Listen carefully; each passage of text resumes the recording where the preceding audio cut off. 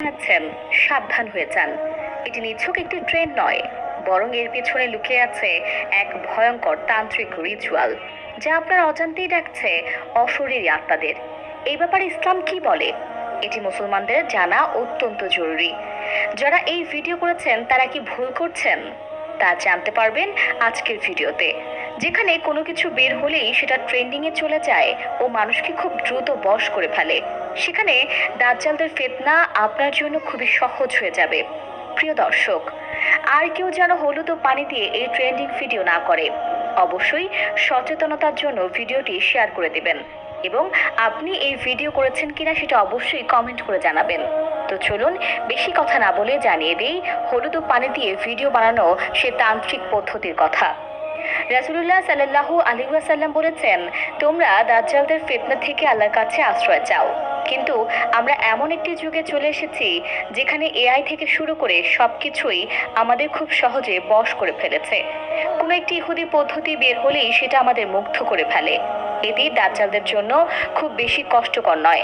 দাজ্জাল আমাদের এমন এমন ফিতনার সম্মুখীন করবে যা দেখে আমরা মুগ্ধ হয়ে যাব এবং পথভ্রষ্ট হব। তাই সময় থাকতে নিজেকে সতর্ক ও অন্যকে সতর্ক করতে হবে।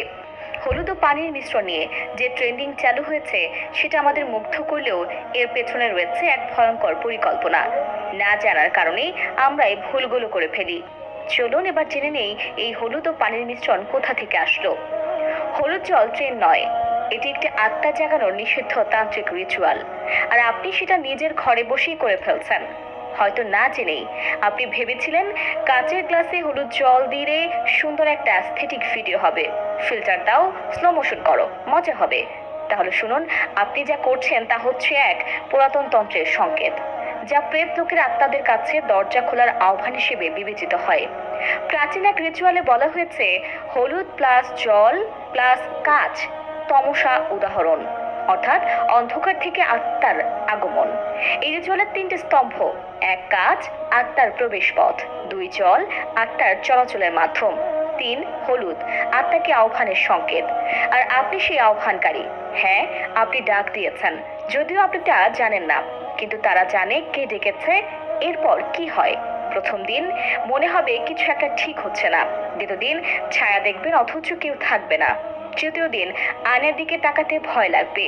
চতুর্থ দিন জানালার পাশে নিঃশ্বাস পড়ার শব্দ।